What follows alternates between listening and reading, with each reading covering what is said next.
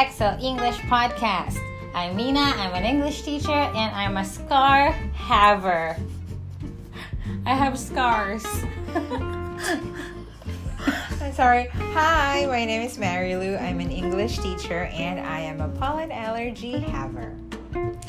This is an educational podcast where you can learn English light and easy. If you want to practice English with us, please check our website, that's exl-english.com, for a free trial lesson. And also be sure to like this YouTube video and subscribe to our YouTube channel so you can find us on YouTube. Just type in EXL English so that you can see the Japanese translations. All right. Yes. Great. Okay. Okay. Let's talk about your scar. Yes, I have battle scars. You went to battle. Yeah, I went to battle. No, actually, I have. Actually, Teacher Marilou knows all about this. About 3 years ago, I had surgery. Yeah. Face. No. Cosmetics? No, I didn't have a cosmetic surgery. I mean, you would see the difference. But I had a surgery for the first time ever in my life about 3 years ago. That was 2017. Wow. I remember the day so vividly. It was April 23, 2017. It's been 3 years. At 2:43 a.m. Okay. Yeah, it was a Sunday too because it was a work day for us. And I had what we call laparoscopic appendectomy. Yeah. So basically it's a surgery to remove your appendix. Yeah. Yeah. And so I mentioned earlier in the beginning I have a scar, and that is been made in my navel, in my belly button. So that's where they took the appendix out. I don't know, I wasn't awake. Magic they did in there. Yes. And then so the story is like the night before, Marilou and we were having a really good time. We were eating sinigang, which it's a Filipino food, and we enjoyed a lot that night. But all of a sudden that same night I also had a headache. I have a headache, and then I decided to take a painkiller so that I could get rid of the headache. And then in the middle of the night, I suddenly have this warm, painful feeling in my belly. So was it sharp pain? It wasn't sharp. It was like a dull ache, like a dull pain, and it felt really warm on my belly. Which side of the... In the beginning, tummy? It was around in the central part, Okay. but I could feel the pain move from the center to my right side. Oh, okay. Well, it is really... It was surreal, like that experience. Like I had never had an experience like that before. Was it hard to breathe? I mean, when you were like experiencing the pain, Well, did you feel a difficulty in breathing, or... Yeah, I could only... during that time, I was having that moment, I have a feeling of like dizziness, and then my stomach was also hurting. I have a bit of a stomach ache. Okay. And then I was nauseous. I had to crawl my way to the toilet so that I could vomit. Okay, I mean, I'm so sorry for the term, but then that was what happened. I had to vomit that night too. Good thing that house is a toilet on the second floor. Because if there was none, you have to go downstairs. I know. Probably it'd be rolling over. So in the beginning, I would probably be sliding down the stairs. But actually, at that time, in the beginning, I was still able to, walk my way to the toilet. But as the time went by, I was too weak to be able to walk to the toilet. I was crawling, and then in the end, I wasn't able to make it to the toilet anymore. I had to get my trash can inside my room and do my business there. That's how I ended up. And then so in the beginning, I have this dull, warm pain in the center of my belly, and then it later on it moved from the center to the right side, to the lower right side of my belly, and it hit me. I realized I have appendicitis. I was also thinking, like, as you were telling this story, did you Google it? I mean, no. What's happening to you that time? You were like, I should like Google what condition this is. Yeah, Googling it was the last thing I could think of, actually. I was I was dealing with the pain so much that I was just calling everybody. I was calling Chiba-san, I was calling his wife and his kids, so that they'd rescue me. But it was in the wee hours of the night. It was at around 2 a.m. or 3 a.m. So nobody really picked up then. And then after that, I felt that I was having some dizziness, and then my vision was spinning too. It was terrible.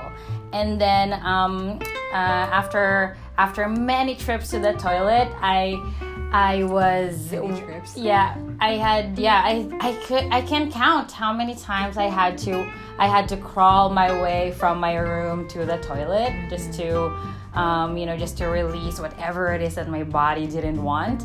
And then I decided to just lay in bed, take some breathing exercises so that I could control the pain. But I was just too weak and wilt like a vegetable. So I just decided to, stay in my bed and then wait for rescue. Yes, and then after that, I called Chiba-san, and then after a few hours, he came to my rescue, and then he drives me to the hospital where I had my appendix removed. And then, that leaves me the scar.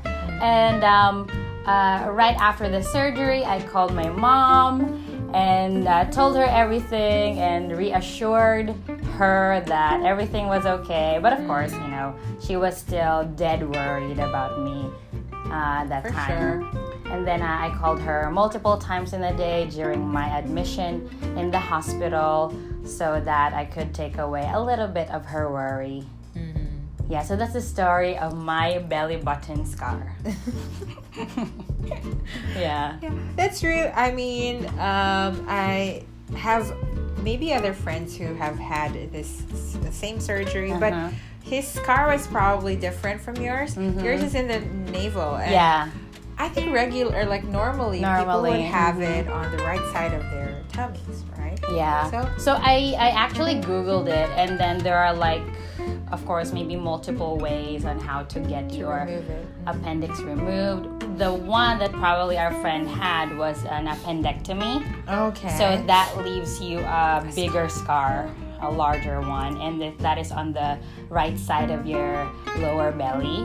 On the other hand, mine is a laparoscopic appendectomy. So probably, they I don't know what the goal is for that surgery, but it left me a very, small, tiny scar. You can barely notice it, actually. If you don't look, if you don't intend to find it, then you wouldn't. But it's a good thing, because maybe they were thinking, she's a lady, and, probably, I don't know. Are you going to show off your... No, actually, they didn't offer me any... They didn't? ask you about it? Like, no, they only offered me 2 options. One is to use antibiotics to to let my appendix get back to its normal size rather than the swollen size, or the surgery. Yeah, they didn't ask me like, okay, how big a scar do you want? No, they didn't ask me that. So probably it is the standard procedure. Yeah, probably here. so here. Okay, this is really good. Yeah, Doesn't and leave I a felt scar. I felt I was in good hands. I felt safe while I was in the hospital here in Japan. Shout out to my doctors, whoever you are. I forgot about their names, but thanks a lot for taking care of me. Yay! Yeah, but I'm scarred for life, I think. Yeah. It's not a very common story to have, like, or a common experience to have. So yeah, that was my very first surgery. Yeah, I remember so well. Those, in a foreign country. God, you wouldn't want to wish it on anybody. Anyway, tell me about your pollen allergy.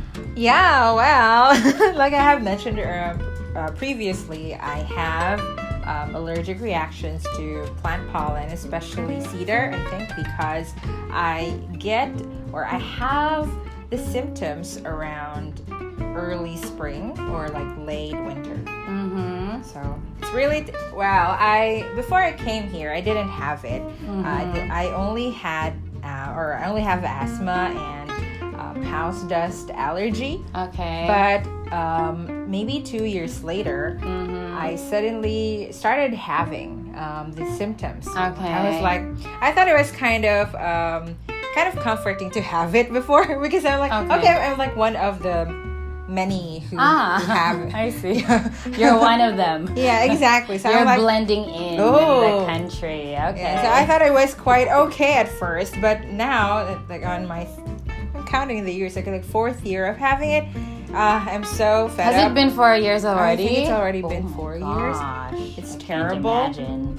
I used to like really be excited about spring because it's really beautiful. Yeah. But yeah, this allergy or this hay fever is giving me such a headache. Not just a headache, but everything, a pain in the neck. A pain in your nose. Yeah, so like going back, I have very itchy and watery eyes. Okay. Oh. It's so hard to control yourself, like keep yourself from scratching your eyes. So that's why you always see me doing that. Marilou scrubs her eye off.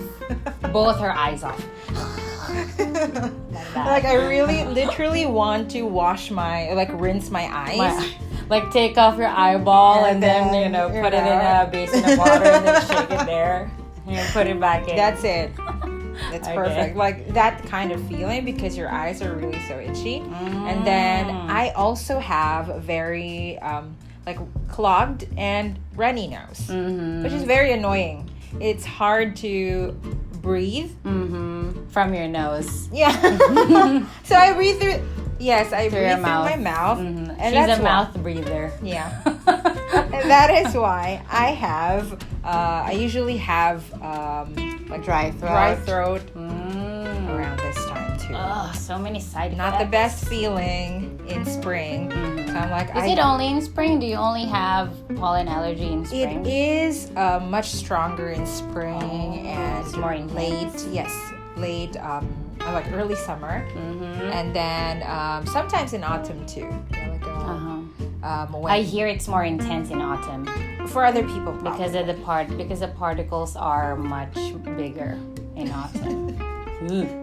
It's not really. I'm like, okay, I take it back. You can have it back. I don't want it anymore, like that. Okay, you don't want to blend in. I don't want to blend in, and it's expensive too. Oh right, because you have to buy all the essentials. Like I think in a previous episode we talked about it. I have my pollen allergy season kit. Oh yes, you remember it well. It's the a caffeine kit. There you go. So yeah, that's why I love summer, because I'm perfectly fine in summer.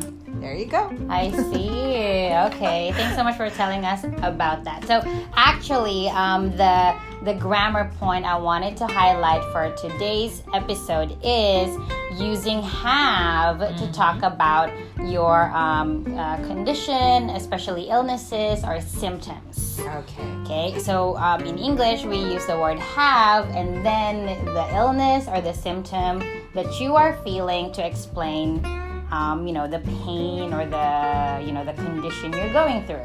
So if you are feeling under the weather or feeling unwell or feeling sick, just use these following phrases I'm gonna mention. So first is I have a headache. Okay, so I'm trying to look for a direct translation of I have a headache in Japanese, but all I get is atama ga itai. So if you translate it directly, then it's like my head is in pain, right? But then in English, we normally say I have a headache. It's something that you have in right you. Now. Yeah. Okay. So to our students, so please use I have and then the condition you're feeling. And then you can also say I have a cold. I have a toothache. I have a muscle pain. I have sore throat. I have a fever. Or like I have a runny nose. I thought you were gonna say I have a broken heart. Oh yeah. Oh. Well, yeah. That is also a feeling of pain. Right? Yeah, it's a condition. You may say that too. I have a broken heart. Aww. Okay, so yes, in Japanese language, we don't use like motu or like moteru to talk about illnesses. That's why, using have to talk about your illnesses in English is a helpful concept for you to learn. All right, so please use have. I have. Okay, that is it for the grammar point. All right, thank you very much for explaining that well. All right, so it's time for us to practice pronunciation. And for students who want to express pain in a more detailed fashion, add these adjectives before your symptoms. Okay, so in the previous example, you said, I have a headache. I have a headache. I have a headache. Now you can add an adjective before your condition or like the pain. So you can say, I have a throbbing headache. A throbbing headache. It's throbbing. That means that it is a pulsating type of pain. Yes, like so that's there's a bit of like pulse you feel. Yeah. Throb. There's like a beat or like a rhythm to it. Yeah. It's just so annoying. That's it. Throbbing. Throbbing. Throbbing headache, yeah. All right. The next one you have, I have a stabbing pain in my arm. A stabbing pain. Stabbing pain. Stabbing pain. That means the pain is sudden and intense. Yes, like a knife, like when you're stabbed. Right? It's sudden, like you. Yeah. Right, you're not aware of it. It suddenly comes. And then the third one is I have a terrible stomachache. Stomachache. You had a terrible stomachache. Yeah, during my appendicitis episode. Yes. True. So this adjective describes the pain. And then the last one would be I have a sensitive pain. I have a sensitive pain. So that means a pain is sensitive to the touch. You touch it. Something like that. Yeah. That's right. Like a touchy kind of pain. Oh. Anyway, so that's all for the tips and pronunciation practice. Okay. So for the last part, we're gonna do a short game. So this is kind of an allusion to the previous episode. In the previous episode, we talked about the word must. Oh, yes. To make conclusions or like deductions. So this week we'll do a role play Marilou. You'll be a doctor and then I'll be a patient. Okay. And then you'll try to diagnose me based on the symptoms I'm gonna consult you with. Okay. Okay, Dr. Marilou. So okay, first I have a fever and I have a headache, a terrible headache, and I also have a sore throat. Uh-huh. Those are my symptoms. Fever, headache, and a sore throat. Anything else? Do you have any other symptoms? Do you have... I have a high fever. Okay. Do you have a... it must be the flu. Okay, probably, yes. Mm-hmm. Is it not? I don't know. Okay, it must be... Yeah, it must be the flu or probably, I don't know, like a tonsillitis. Because there's fever. Like Yeah. Yeah. So it must be the flu. Okay.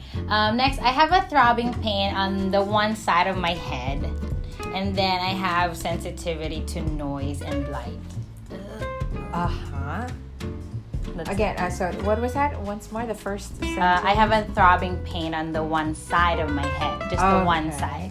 And sometimes it also transfers to or moves to the other side or maybe in the front or at the back. Okay. You must have migraines. Probably, yes. I must have a migraine. Or you must have a migraine, or you must have. Well, that's the only conclusion I have. Okay. Next one. I have a throbbing pain in my teeth, and I have a swollen part on my face where I have this pain, and then I also have a headache. You must have a wisdom tooth growing out. Probably. Okay. All right. I guess I had the same. Or I must have a toothache. Oh, right? yeah, you must have a toothache. All right. And then last one. I have a congested nose. I have an itchy, runny nose. And I have rashes too. You must have pollen allergy. Probably so. I know the symptoms. Okay. Thanks so much for diagnosing me, doctor. Oh my God, I am terrible. I mean, I'm not very sure of my... I'm a bad doctor. Because I'm not so sure of the... if my diagnosis is actually correct. But anyways, I get to play the doctor. Yay! Yay! Okay. Well, what about you guys? Have you been feeling well recently? Hope you are. Yeah. Well, and can you describe any of the pain that you have?